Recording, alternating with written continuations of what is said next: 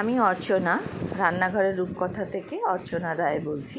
অনেক দিন ধরে তোমাদের সাথে কোনো রান্নাবান্না নিয়ে আসতে পারিনি, বেশ কয়েকদিন ব্যস্ত ছিলাম। আমার একটা বাড়িতে ছোট্ট একটা নাতি এসছে, নাতি হয়েছে, আমার ছেলের ছেলে হয়েছে। তো যাই হোক, আজকে আমি একটা আড় মাছ রান্না করছিলাম, হঠাৎ ভাবলাম তোমাদের সাথে একটু শেয়ার করি। প্রথমেই দেখালাম লঙ্কা কুচি, পেঁয়াজ বেটে নিয়েছিলাম, আদা বেটে নিয়েছিলাম, একটা জায়গায় ধনে আর একটুখানি জিরে ভিজিয়ে রেখেছিলাম।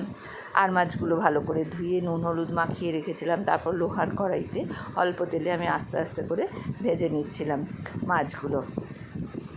এটা আমি সাধারণত পেঁয়াজ বাটা, আদা বাটা, ধনে জিরে গুঁড়ো দিয়েই করব, খুব একটা বেশি রিচ করব না। আর যেহেতু একটু টমেটোতে আমার একটু অ্যালার্জি আছে, ওই জন্য আমি একটু টক দই দিয়েই করছি। এটা টেস্ট ভালোই হয়, আর কাঁচা লঙ্কা দিয়েই করছি আমি।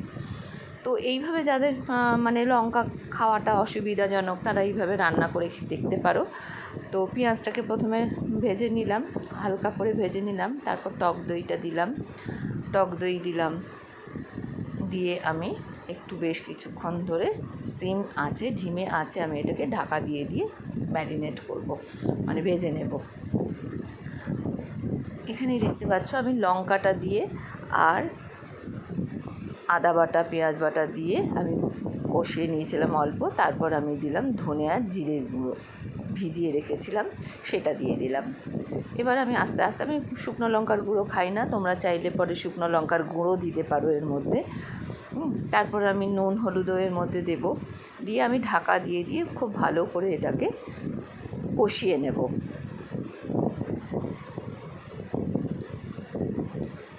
এইভাবে কষাতে কষাতে এই একটুখানি কষিয়েছি, আবার একটু মনে হচ্ছে কষাতে হবে।